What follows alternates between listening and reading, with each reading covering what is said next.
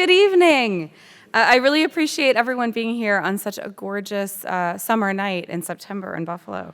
Thank you so much for joining us. My name is Kathleen Chaffee, and I have the great honor as serving as the Charles Ballback Chief Curator here at the Buffalo AKG Art Museum. I am thrilled to welcome you all here to the Voices in Contemporary Art talk for this evening, Electric Op.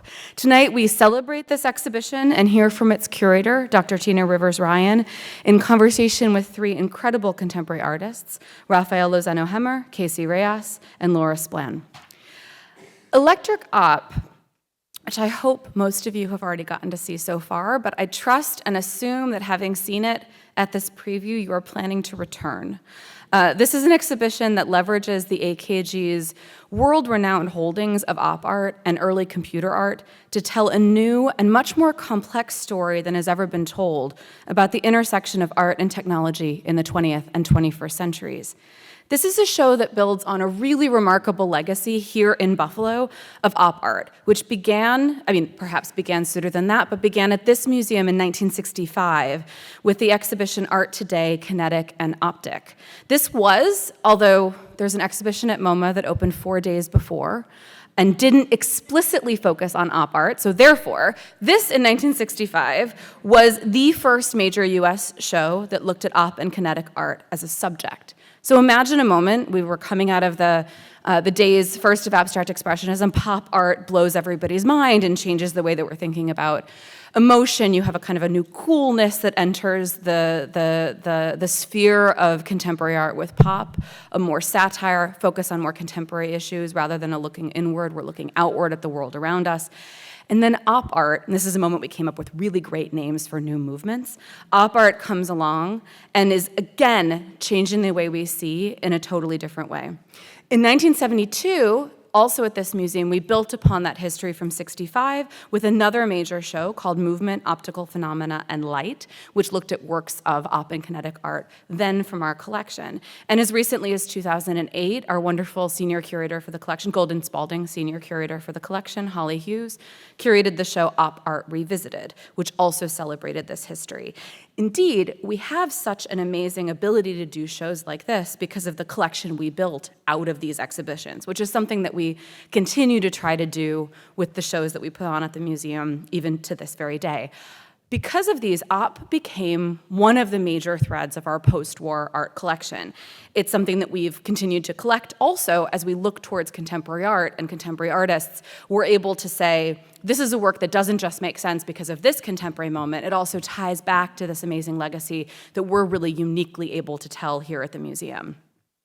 It also, though, tonight with this special exhibition, Electric Op, revises that story in a truly new way. Before we begin, and Tina's going to talk a lot more about those kinds of revisions, I have to thank a few people, of course. First and foremost, I'm honored to thank all of you, our special guests, and especially our members. The support of your membership is really what allows us to do the work that we do and to present exhibitions as ambitious as Electric Op. We welcome hundreds of thousands of people through the doors every year, and we are deeply grateful to you as our members for helping us do that.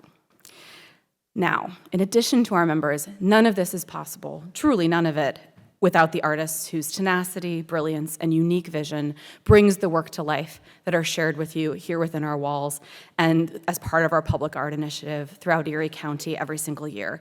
There are many artists with us in the audience tonight, and I hope they are as excited as we are to experience the story on view here in Electric Op. But I want to single out in particular the artists in our collection whose work is featured in Electric Op, who have also joined us this evening. These include Douglas Copeland, William Kolomijek, Casey Reas, Daniel Temkin, Leo Villarreal, Joan Truckenbrode. And we also have representatives of additional artists who are here with representatives from their estates and their family, including Daniel Belasco, who's here from the Al Held Foundation, Barbara Stanzik, Christine McIntyre, Alejandra Vidal, Florence Morellet, Chelsea Spangeman from Stan Vanderbeek's estate, and probably some who I might have missed. But please join me in thanking all of these artists who are here with us tonight.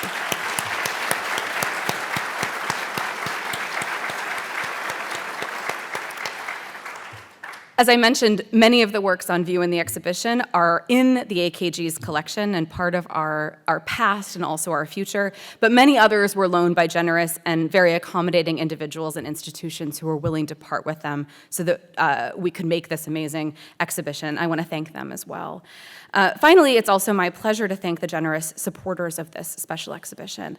Electric Op is made possible through the generosity of the Generative Art Fund and the National Endowment for the Arts. Additional and important support was provided by the Carl and Marilyn Toma Foundation. The beautiful catalog, and I never remember my props for these remarks, but I did tonight. The beautiful, amazing catalog. It's a tour de force of scholarship, but also a great coffee table book, I have to say.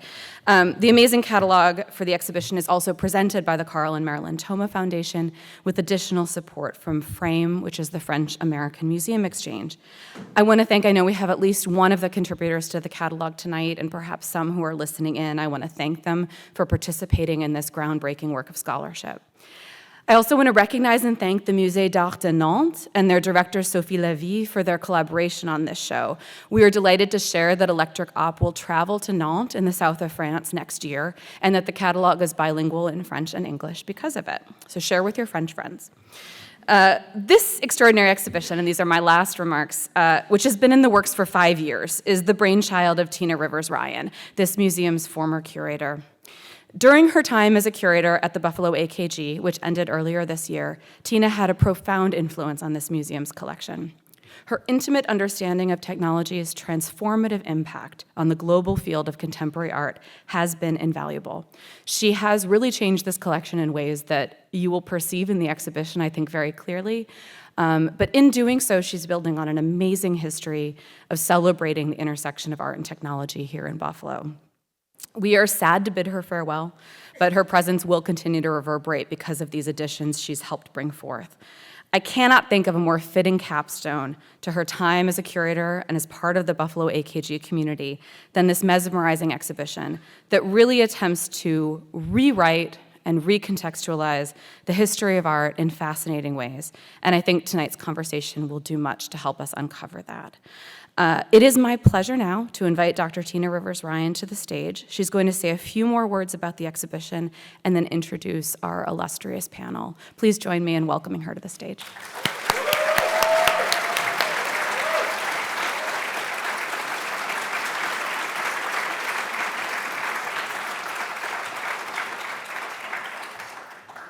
Good evening, everybody. It is incredible to see so many familiar faces, so many members of so many artistic communities, of the Buffalo community, and also so many new faces who are excited to turn out and learn more about Electric Op. I am tasked with briefly introducing you to a project that was in development for 5 years in about 30 seconds. So I will attempt to be brief. And for those of you who have not yet seen the exhibition or who have seen it but are feeling a little bit discombobulated and need a little orientation, Electric Op is an exhibition that it surveys 6 decades of artistic production beginning in the 1960s and carrying through to the present that looks at the long-standing relationship between geometric abstraction and technology, and specifically video and digital technologies.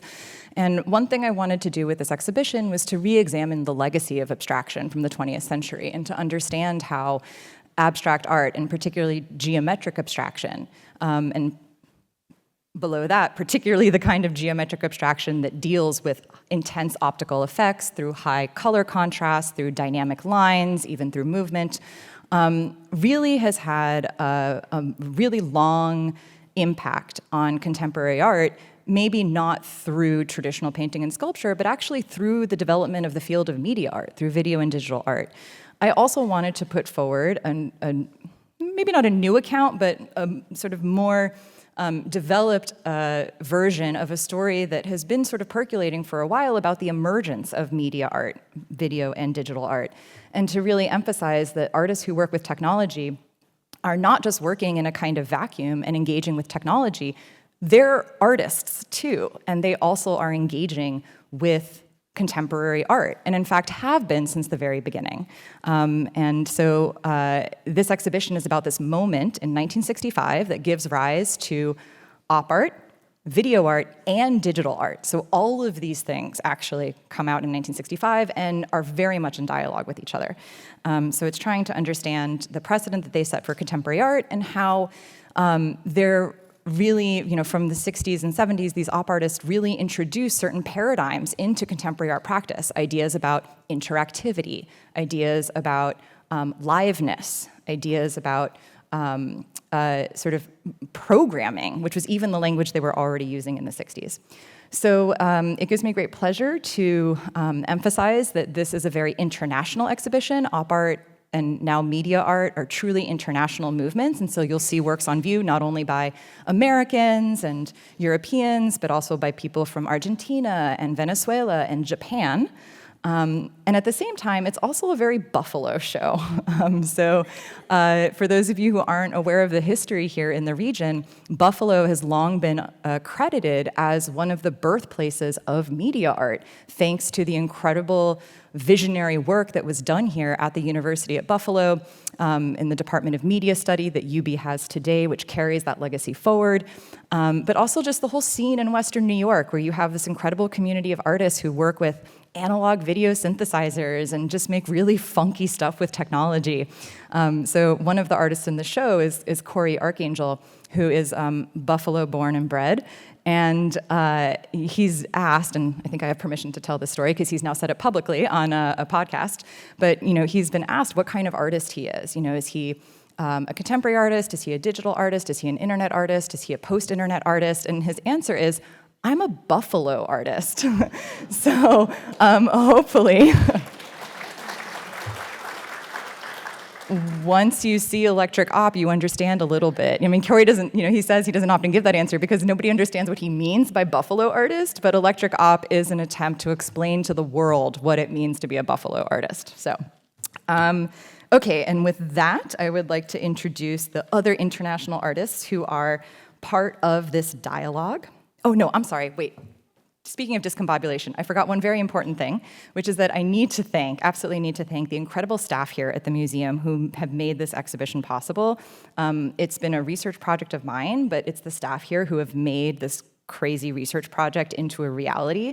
And so really every department was involved in the execution of this project, but I particularly want to thank the heroic efforts over the past 3 weeks to pull off this unbelievably ambitious media art exhibition. So our art prep team, our facilities team, our IT team, who are there in the back, who are become wizards at installing media art, and I'm sure other departments I'm forgetting as well. But thank you so much to the whole AKG staff. So thank you, guys.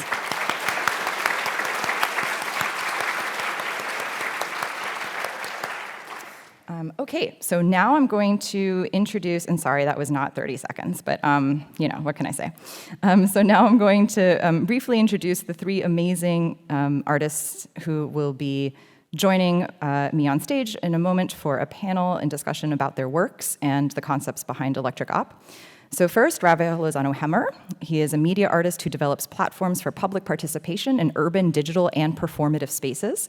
He was featured in the special Albright Knox Northland exhibition, Difference Machines, and has had major solo exhibitions at Museo de Arte Contemporáneo de Monterrey, Mexico, the Hirshhorn Museum and Sculpture Garden, and the Musée National des Beaux-Arts de Quebec. Next, we have Casey Reas. He's a professor at UCLA's Design Media Arts program and a computational artist whose works are in collections including MoMA, the Pompidou, the V&A Museum. In 2021, he founded Feral File, an online gallery for Edition Digital Art, which hosted the Buffalo AKG's Peer-to-Peer, an online exhibition and fundraiser. He is also renowned as the co-developer of Processing, a widely used programming language for creating visual art. And last but certainly not least, Laura Splan is an American artist working at the intersections of science, technology, and culture. Her research-based studio practice and interdisciplinary collaborations culminate in multimedia artworks, exhibitions, and events. Through embodied encounters that leverage sensations of touch, light, and sound, Splan's work engages audiences with complexity through curiosity, wonder, and play. Her internationally recognized artworks and exhibitions have been presented at MoMA, the Brooklyn Museum, the Musée of Bruges, the Museum of Arts and Design in NYC, among others. So it is a sincere pleasure to bring these 3 artists now up on the stage. So welcome.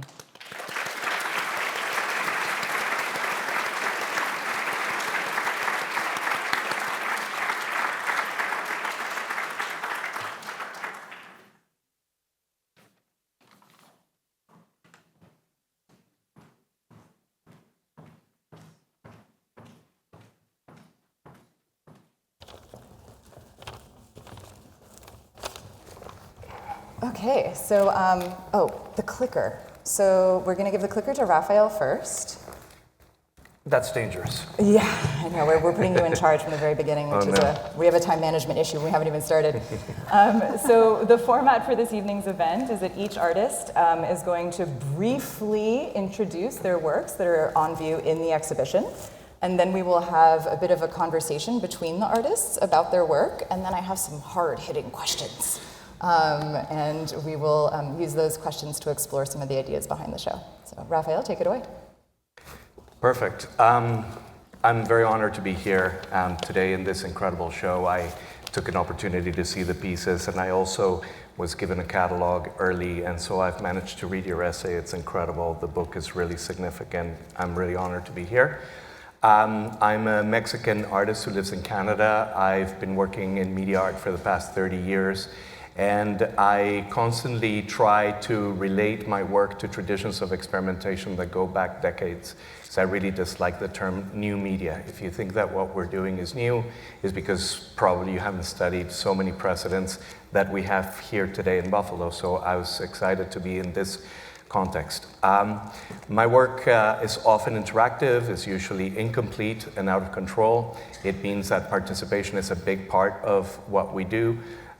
In your essay, you're speaking about Armin Merosh, talking not so much about the viewer of the artwork, but the participant, the user of the artwork. And I really recognize that level of dialogue that needs to take place with the art object or the art experience. In the show of Electric Op, I have this piece called Method Random.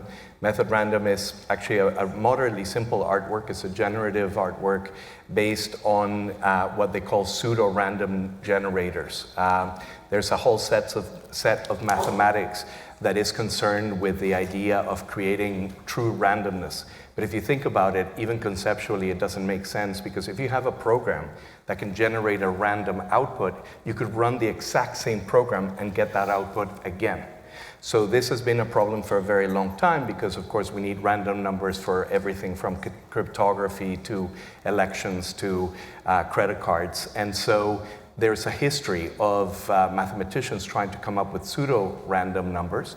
And what this series is basically a trip down memory lane where you have different kinds of artworks. This is 9 in total that show you the history of random number generators. And the project is simple. It's basically we give the RANDO or XOR shift or quadratic equation the job of putting colors at random, and then gradually we zoom out and we see more and more pixels.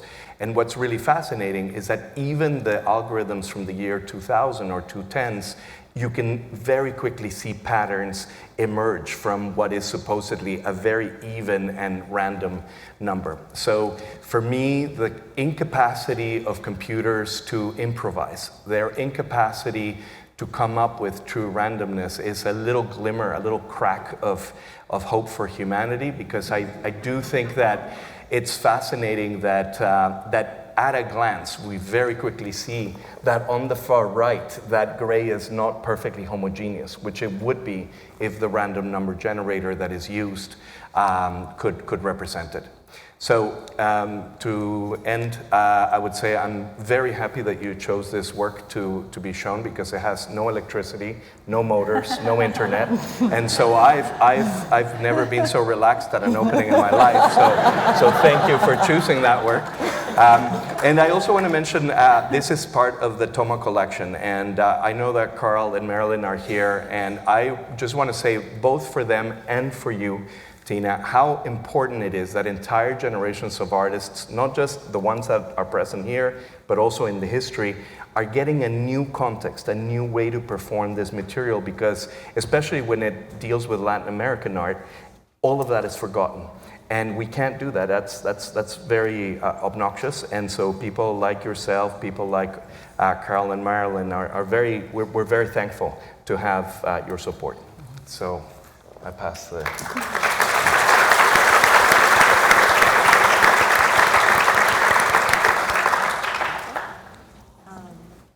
I'm so happy to be here. This is such an exciting show, and I'm absolutely thrilled to have this particular piece in this exhibition.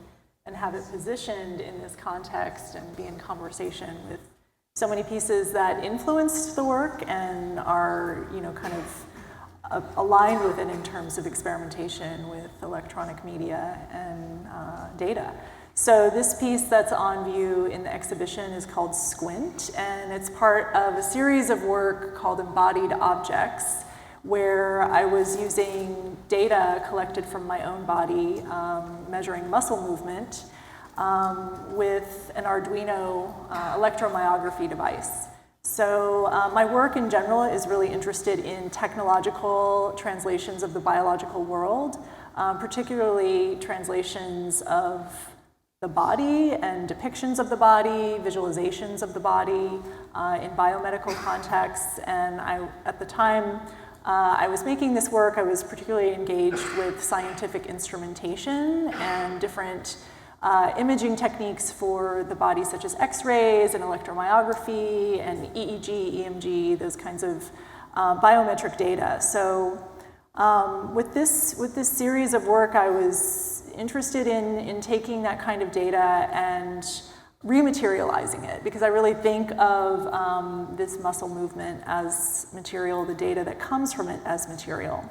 So with this work, I had sort of a interest in the experience of wonder, or even what the definition of wonder was. And I was sort of thinking through that with this technology. So I started to perform facial expressions associated with the experience of wonder. So smiling in delight, or frowning in confusion, or squinting to try to see something better. And I would use electrodes on my face, different parts of my face, to perform those facial expressions and collect data from my muscle movement as I perform them. And that resulted ultimately in this weaving. And you can see some of the detail here. And I have some pictures here of that data collection process. So it was a very simple kind of DIY process where I was actually using processing in Arduino, having studied Casey's book at length. And so I was interested in not just collecting data from the body, but the collecting data from the body and questioning its veracity. So these were performed facial expressions. And so each data set resulted in a waveform that I experimented with in processing and wrote software programs to process in different ways. For the weavings, I was essentially repeating and rotating and colorizing the waveforms to generate prints and sculptures and these weavings. And so the work was definitely engaged with optical effects and thinking, and certainly informed by op art, and I was really playing with the perception of detail and the perception of color even. So if you get very close to this weaving, you can actually see that there are color threads that are coming through the grayscale image. So I was thinking a lot about the kind of rematerialization of the body and how it might even itself evoke in kind of a recursive way an embodied experience of the very data that it was collected from. So this weaving was part of a series of weavings where I was performing these different expressions.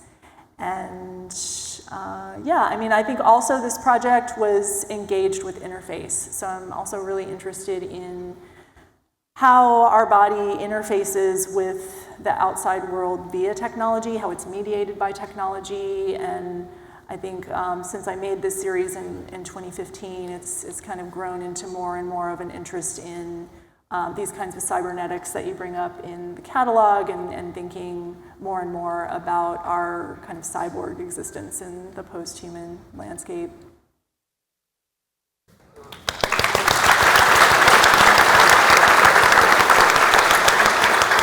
Boom. Hi, everybody. Good evening. I think this is a show for the ages. I'm so excited to be here seeing this show. And the thesis of the statement of the show is just how can we connect these things? How can we put these things in context? And so I think for this work, this was an aim of the explicit work of aim of this work. What is on the next slide? Yes, let's look at this. So this is the work by Jesus Rafael Soto from 1964. It is in the show. And this work is made from masonite, metal rods, and nylon threads, and wood. It's material-wise, it's very straightforward. I don't remember the first time I saw a work in this series. Like, he made a number of works that are sort of in this zone. It had an incredibly strong impact on me. I think for me, this work, you stand in front of it, you watch it, what happens is very subtle. You move your body, you can sort of just move a little bit to the left or a little bit to the right, and these visual sensations happen that really move through the entirety of me. And so when I look at this work, it's a full body sensation, even though it's entering through the eyes. I really find this op art work to be deeply humanist. I find it to be about our physiology, the way that we perceive the world, and really focus on the viewer. And so I don't see it as like abstract expressionist, being about emotion. I think that this work is also that as well, just from a really different point of view. So what do we have next? Here you can see the works together side by side, and then is the next slide a video? Yes. Okay. Great. So I started a series of work called the Meta last name of the artist. So this is Meta Soto. I saw a work by Jean Tinguely about the kinetic sculptor, Swiss kinetic sculptor, about 20 years ago, and it was simply titled Meta Malevich. So the idea was you take a Kazimir Malevich painting, minimal red square on a white field. And Tinguely was a kinetic artist who worked a lot with motors, and so it was the red square just sort of like slowly, it was actually a series of lines that were slowly turning. And so the idea was to take this work that was a very powerful work, a work that was static, and to add this element of motion. And so for me, this Meta Soto work is 100% an homage to Soto's work, and it's about thinking about like what are the fundamental ideas of this work and the fundamental perceptual effects of this work, and translating into a different medium, away from the metal rods, away from the wood, away from the paint, and into code and into software. Like, I have a thesis that a lot of painters from the 20th century were generative artists. Maybe if they were alive now, they might be working with code. The idea is that a lot of artists spent decades working with paint and making series of works that are within a framework of constraints of their interest. Agnes Martin, for example, I think is a really interesting artist to think about through this frame. And so what's different about this work is that it takes the fundamental ideas of Soto, but it expands the space of possibilities. So like with Soto's work, you have a fixed number of metal rods with different shapes, with certain densities. And here on this work, there's a really minimal interface to the side that allows you to move through different ways of thinking about the system. The directionality of the lines, their density, their quality of motion. And so it's taking a work that is already a kinetic work. Like Tinguely took a painting and turned it into a time-based system. This one is taking a time-based kinetic sculpture and moving it into more of an expansive system where all the variables or parameters of that initial sculpture are expanded out and other things can be experienced. So experience is really at the core of this work. Okay?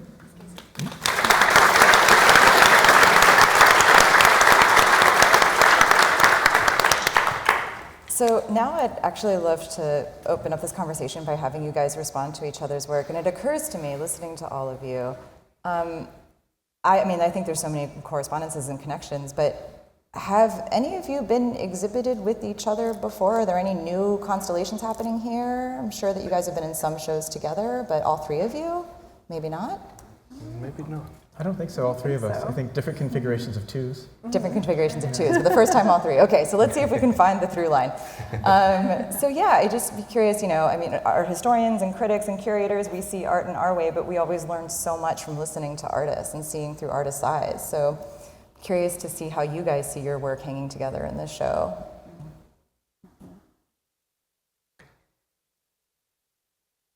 Yeah, it's a thrill. It's a thrill to see our work together, and as I mentioned, I was really influenced by not only Casey's work, but by the technology he developed for artists, and to kind of see this piece that's part of this much larger body of work that relied on that technology displayed with his work is really exciting. And then just thinking about these kind of dissections of technological tools that that you're engaged with, Rafael, and kind of seeing all the different ways that can be kind of materialized for people in ways that is this enjoyable op art experience, or even an interactive art experience, but also really engages people with technology as well in a way that's like welcoming and kind of piques people's curiosity to kind of learn more about these different technological underpinnings and systems that the work relies on to be present and presented. Yeah, I think for both of your work, I see similarities in the fact that the work is not coming from your hand, it's coming from ideas that you have. And Laura, in the case of your work, it's coming through signals coming, through your electrical system in your body. And Rafael, in your work, it's a really interesting random number generator, like a roll of the dice. And so you're making decisions that are based on ideas, and then that is sort of feeding and driving the work. Yeah, I would say one thing that I think is interesting about the three of us is that we all have a historical perspective. So I like that you're starting with Soto, right? Like already that's a win, because so many people think that what they're doing in degenerative space is somehow original, and this has been going on for 70 years or more.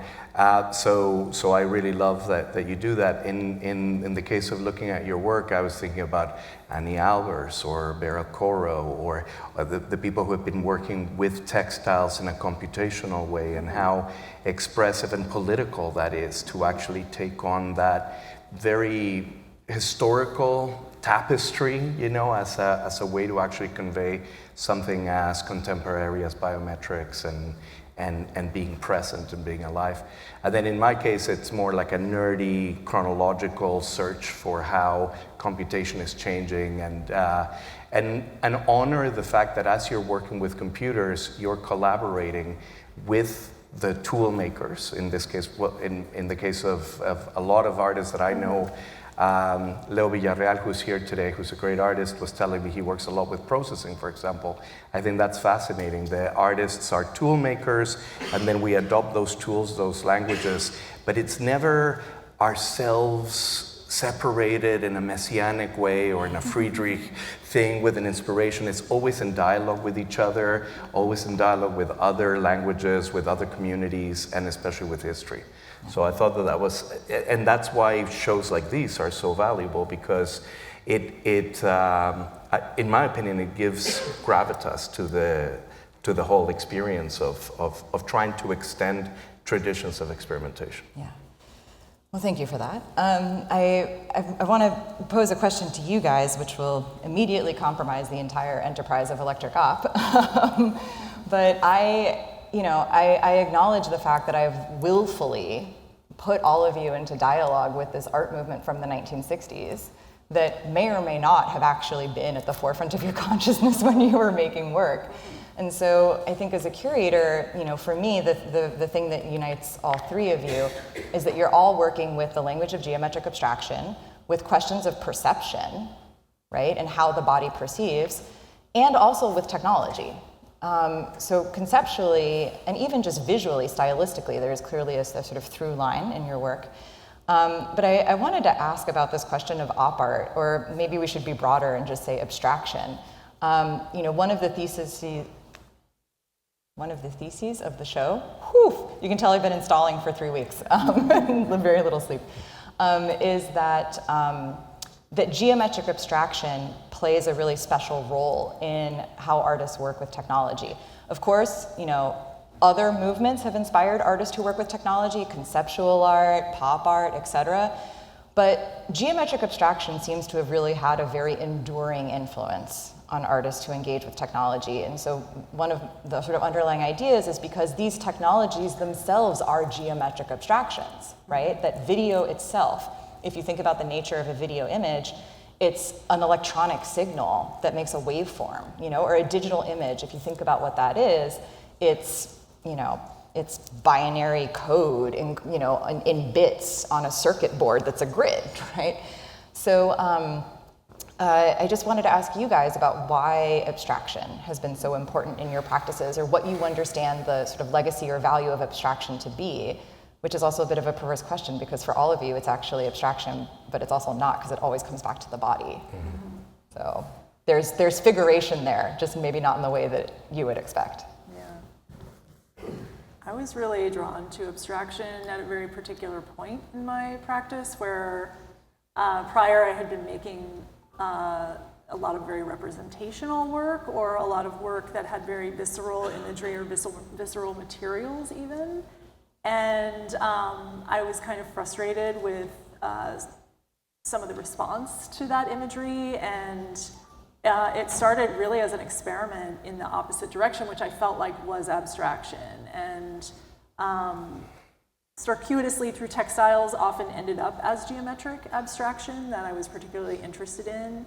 But yeah, with this work, it started out with just a simple translation of biometric data that was a waveform. And so the question was really about like what is new to be discovered about this wave that we're so familiar with, and how can I kind of negotiate the familiarity of a geometric abstraction and make it something new. And I think that the work kind of went one direction with these weavings, where the geometric abstraction was kind of a tactic of seduction, and you kind of pair that with the tactility of textiles, that there was something very welcoming and maybe even familiar about the image, but there also just something a little off and maybe new that hopefully would draw people into the kind of underpinnings of the work that were very much about the body and grounded in muscles and blood and heart's beating and the kind of gooiness of the body. Yeah, when I was younger, I was, working towards being a musician and being an artist at the same time. And in music, I was only interested in drumming. I was only interested in rhythm, patterns, and time. Never interested in melodies, never interested in lyrics. So I think, like, if I'm being true to myself, abstraction is where I go. Like, I love all other forms of art. I spend hours in painting galleries looking at painting from all history.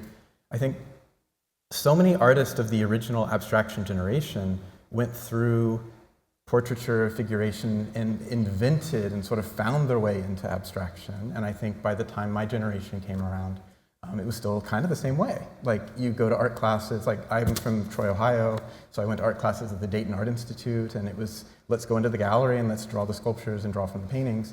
Everything started with abstraction, or with figuration, but then being true to myself, it moved into abstraction. But for me, time is always so important and so essential. So I'm very interested in like 2D patterns and optics, but when things move into Paul Scherritz and Tony Conrad and that kind of optical effects through time, that's where I get really excited. Both Buffalo artists, just gonna say. I did that on purpose. So just to be provocative, I mean, I've never done abstraction. I have zero interest in abstraction. I am here excited, not because of the abstraction, but because the idea of systems, the idea of patterns, the idea of a field, the idea that these artworks are to an extent immersive and that they're dependent on a performative aspect. I love that. I love that the body is such a big deal with the way that you read a Soto and the way that the work is created for you uniquely. And that has got a very concrete and not abstract meaning to me. So I think that media artists can and do routinely engage with abstraction, but oftentimes our work is more about the expression of relationships. And this is relationships of math, of media, of presence or absence. And I think that it's a mistake to look at op art only as reductively. Like what I've learned through your show is how little I knew about op art. I knew Bridget Riley, I knew Carlos Croziers and all the Latin Americans, but I didn't understand just how wide a field it is. And I think that that's a really beautiful thing, that we cannot just say, well, this is geometric abstraction. There's just so much more going on. Yeah. So that's my anti-abstraction statement. Yeah, I love it. No, I mean, this has been one of the recurring things, right? Is like, what's closer to reality, abstraction or figuration? And, anyway, it's a long discourse in 20th century art. And just how boring that discussion is. So we're not going to have it tonight then. Fair enough. Like abstraction, figuration. So. Yeah. But I think also, like, we look at work and gravitate to work that makes us feel, work that really I'll just say it in a straightforward way, like really touches us and we come back to and it grabs our brain and we just keep thinking about it. And for me, it's the abstract work more than anything else. Right. Yeah. But because everybody has different interests. Like Sorry.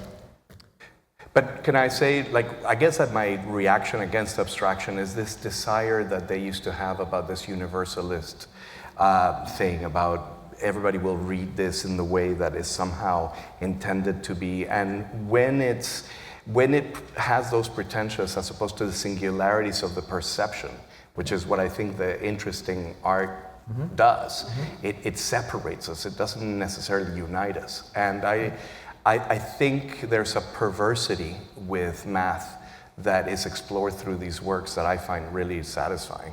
And the perversity of math is something we need to see more, that's my jam. I agree with that too. Yeah. Like the exercise of European modernity coming to America, that I think represents this the totally false idea of like universal aesthetics. Yeah. And that's definitely present in a lot of like Victor Vasarely and people who are really promoting op art. And I was reading that Bridget Riley was really disappointed when she was doing her first shows because apparently the work was being reproduced by mass media and she was mortified that the museum somehow had not been able to contain this inside traditions of just contemporary art making.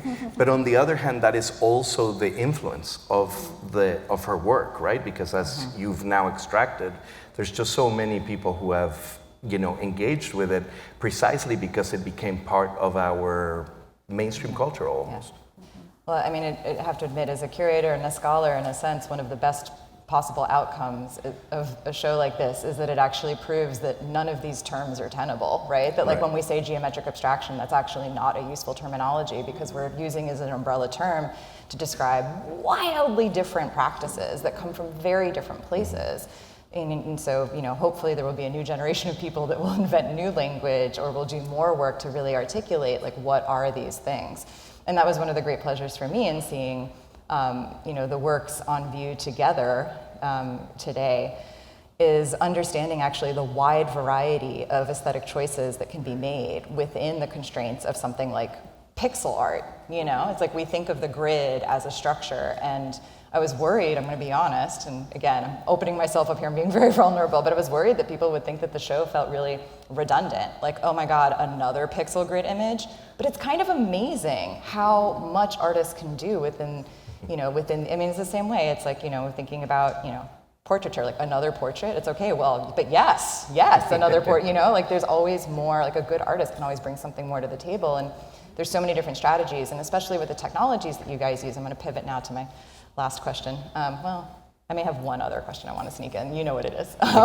But your relationship to technology, one of the reasons for doing this show now, right? As a curator, you ask yourself, like, why does the show need to happen now? What's the urgency? Why should people care? Or at least you should be asking yourself that. And I think right now we live in this moment where vision is being totally remade by computers and by machines. Now we have, machine vision, computer vision. In my essay, I cite Trevor Paglin, who pointed out that most images that are produced today are produced and consumed by machines, not by humans. And the way that we consume images is also really changing. All of the images that we see that are digital go through hardware and software systems that, on a very fundamental level, right, are tinkering with them. And of course, I'm not even going to talk about deep fakes and all of that. So I think having a moment where we can think about how technology is really changing the nature of images and also like what it means to see something is really important in this moment. And anyway, okay, so speaking of technology, I'm super glad to see so many different kinds of technology, because I also think when we use a term, if geometric abstraction is problematic, so is digital art. And one thing I think is important in the show to understand is that digital art can mean working with algorithms, it can mean working with interactivity, it can mean working with EMG machines that are sensing the body, that there's a lot of different kinds of way to make digital art. And that also the outputs can take wildly different formats. But then I want to ask you guys, as a curator, this is always a difficult thing, like, what do we call you then, right? Because, I mean, this question of nomenclature and taxonomies has always been a real problem. Sometimes we just say artists working with media technologies. Sometimes that becomes media artists. But that already implies a kind of separation from contemporary artists, or maybe not. Is it like being a painter, or is it something different? And it seems like technology always dominates the conversation and takes over. And once you start talking about using the technology, it becomes about the technology and not about what you do with it or what you say with it. So I'm just asking you guys, I guess, how would you identify yourselves? Is there a term that you prefer? I think I know what the answer is going to be, which is that every single artist usually just wants to be called an artist and just have it be left at that. But I'm curious, is digital art even a framework that or media art, a framework that you find useful or valuable at this moment in 2024? I generally don't use those terms to describe myself. I generally describe myself as a transdisciplinary artist, which hopefully gives me license to use any kind of technology or not technology at any time. And I might only add to that like a conceptual artist. Like my work is really conceptually based. It's not based in a prerequisite of using technology to make all my work, though it generally enters into my work in some way all the time, but as does science. But yeah, I feel very claustrophobic when I think of myself as like a digital artist or a creative technology artist or even a sci artist. Like that's also another specific kind of art movement that my work gets contextualized in, but also makes me feel claustrophobic. Yes, you answered the question for me. I just prefer artist. I mean, I don't mind being called a software artist or a media artist or a digital artist. It's very pragmatic for me. Like, I prefer the broadest possible, but like where I teach at UCLA, we have an MFA program in media arts, and I think that's useful for recruiting students who are up for a certain kind of like educational experience. And so I don't mind the more definition when at times.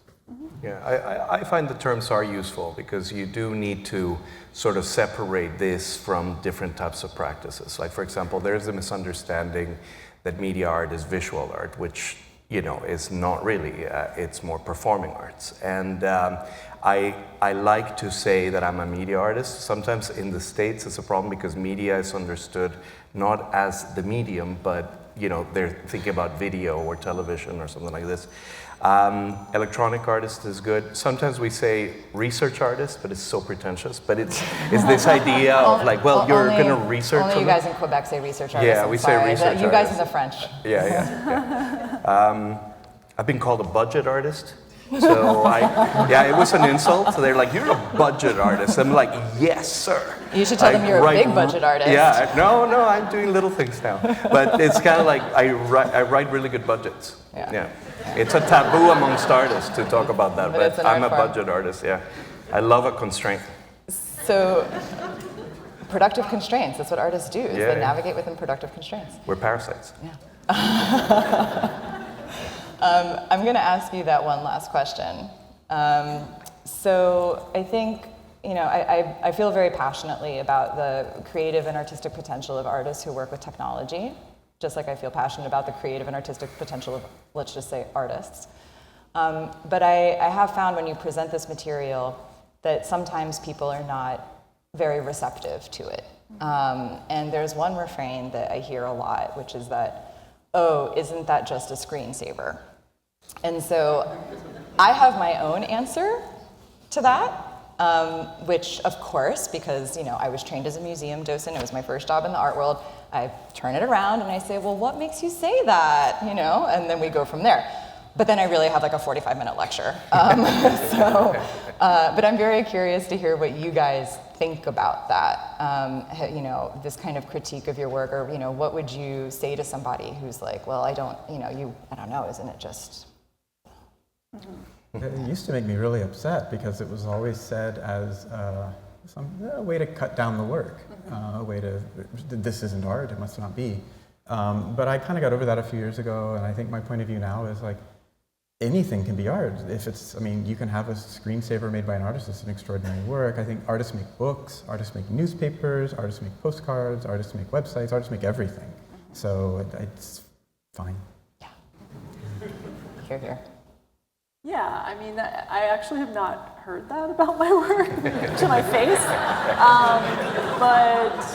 I'm actually kind of fascinated by those kinds of dismissals, and I think that's material in and of itself. Like, in some ways, like, the screensaver or a weaving can be a Trojan horse. Like, it can actually masquerade as one thing, but then if you take any, like, kind of even further glance at the work or see the context of each piece in this exhibition, like, I think that there's additional room for curiosity and additional conversations, and certainly narrative implications embedded in the work by it being just a little off. Like, it looks like a screensaver, but something's not right. Or it looks like a weaving, but maybe something's different here. And so I think that can be a tool. Yeah, I like that a lot. And also, in defense of screensavers, they're awesome. They're amazing. That's part of the lecture. They take the interstitial time of your computer and they create an ambient for you. Are you kidding me? That's amazing. So no, let's defend the screensaver. I do think that there is a much bigger criticism that is rightly directed at us, and that is our complicity with a techno-optimist viewpoint of the world at a time when we are seeing an existential crisis, and we're in the middle of a massive extinction. And to what degree are we not complicit with normalizing technologies of surveillance, of computation, of delegating onto computers and systems that are owned by very specific and very few oligarchs enormous amount of power. So that's a really tricky one, because we have to acknowledge our complicity with what we denounce, and especially if you work in a critical way with these technologies, you have to acknowledge that you are an extension of those capitalist, suicidal tendencies. So that should be the next show. It's like, how do artists who work with technology want to make a contribution, and environmentally or critically or whatever way? I think that's a much more difficult thing to defend. But I think, in the defense of curators, I think there are curators who are doing that work now, who are looking at, artists who use technology from an ecofeminist perspective. Well, even your own show that we did at here in Buffalo, that had that optic, But I don't think that the answers are there yet. I think that we are all right now using technology because it's inevitable, and the mechanisms by which we can be critical of what's actually taking place are still to be invented. And I think we should all be very worried, very upset. Can you end on just like a positive? I want to say, you were so close to leaving me with a good out. We also have the ability as artists to create alternate technological infrastructures. Right. We don't need to be a part of that system. That's right. For hardware, kind of yes, but we can build our own boards too. Yeah. We can really make something that is different and completely parallel from all of that. Yeah, but how many times have you seen an artwork by an artist that Okay, no. You that's not both, true. you both work with processing. Processing is completely outside of capitalist systems. Oh no, yes, but it's not about that. It's not about like the intricacies. It's like the bigger systems that we cannot be outside of, right? That's what I'm saying about consumption, about cycles. Like it's so outrageous what's happening with the AI in terms of environmental footprint, for example. And I'm not the one to say, well, no, let's move away from technology. I'm obviously not doing that. But I think that acknowledgement of the ways these systems are not neutral, that they're biased, that they're usually built on prejudice, like any AI technology is based on basically patriarchal, racist training set.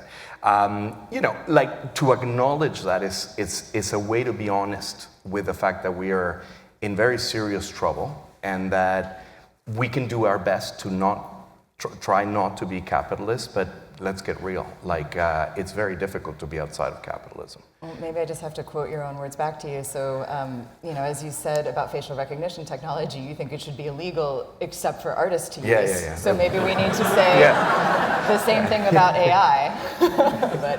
But Casey was very generously giving me a positive note to end on. So I think we need to just recycle. No, there are alternatives. No, certainly. I didn't mean that. No, but I mean, for the just so everybody knows, I agree with everything you're saying. I was just No, and there are alternatives, and I want to say how important it is, especially at a time when people are talking about property and so on, that you and your systems have actually infiltrated creativity like a viral tool set. For those who don't know, Casey is co-author of basically a computing language that is so friendly to artists, that it's open source, that you can, conserve in museums, as opposed to a proprietary, expensive system that you're basically married to a corporation to support. So he's speaking from first-person experience that there are ways that artists can subterfuge the system. So I respect and I was just being annoying. I apologize. I'm sorry. I'm sorry. Yeah, there are alternatives, but, we need them. Okay, well, if nothing else, it was an electric panel.